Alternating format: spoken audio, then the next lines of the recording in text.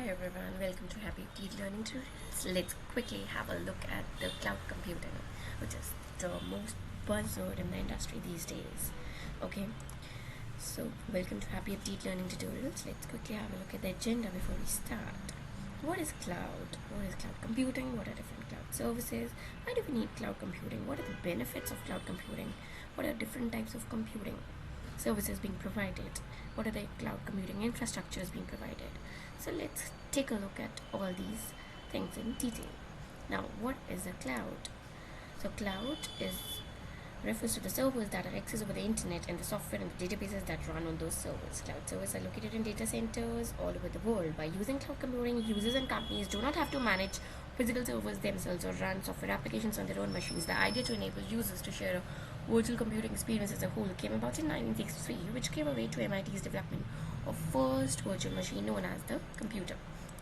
Now, what is this buzzword about? What is cloud computing? As per the definition, it is the on-demand delivery of IT resources over the internet with pay-as-you-go pricing model. Instead of buying, owning, and maintaining physical data centers and servers, you can access technology services such as computing, power, resources, storage, and databases on an as-need basis from a cloud provider like Amazon Web Services, called as AWS, Microsoft Azure, and Google Cloud Platform, called as GCP, and a couple of other new competitors, I would say, have their own inbuilt cloud infrastructure like IBM Cloud and Oracle, which is from a long time.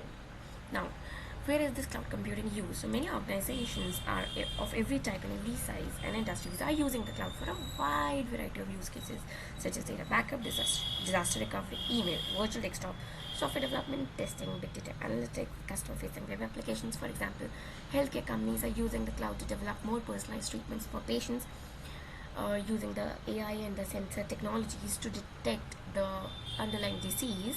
Then the banking and the financial institutions and the companies are using the cloud to power the real-time fraud detection and prevention, using the authorization and authentication for your transaction and the analytical processes during each step of your during your transaction. Then also using the video game makers are using the cloud to deliver online games to millions of players around the world. Next is, what are types of cloud? So there are three types of cloud: public, private, and hybrid. Public cloud, as per the name, access entirely through internet. Private cloud is insourced or outsourced through the data centers. And hybrid cloud, which is a combination of public and private, wherein few services are kept private and few services are kept public for the users to use those services as per the requirements and the confidential clauses. An organization prefers to use the hybrid models, and since it allows the flexibility of choice. Now, next is, what are the type of cloud models? So the basic type of cloud models are on-premises, IaaS, PaaS, and SaaS. On-premise, as per the name, which existed before the cloud happened, before the cloud era happens, or before the cloud computing came into picture. So all the services were being managed so far by the customer or the organization themselves.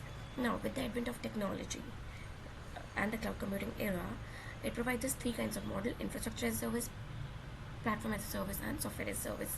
So I would say software as a service is the best and recommended model, wherein all the services are being handled and managed by the cloud provider. You don't need to worry about managing your hardware or your software. So for application runtime, middleware, operating system, virtualization, server, storage, networking, all are being taken care by your provider, the AWS, GCP, or Azure. Now talking about the PaaS, in which 70% of the services, I would say, is handled and managed by the cloud provider, and only applications and runtime needs to be taken care by the organization or the customer themselves.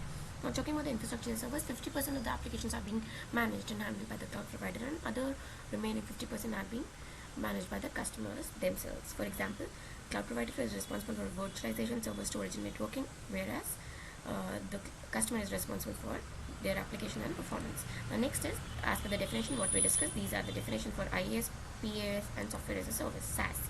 Now, what are the benefits of the cloud? There are various benefits for the cloud. First is the agility. Cloud provides you broad range of technologies to innovate faster, and it provides the scalability. Then second is the elasticity. It also don't have to provision your resources upfront. The peak levels, it provides the elasticity. Then there's the cost reduction, pay as you go model, which is helpful and convenient way of using. And last but not least is your quick deployment. It offers you the load balancers and application scalability in case of deploying your application, wherein this is example of web application deployment, wherein we have a load balancer and couple of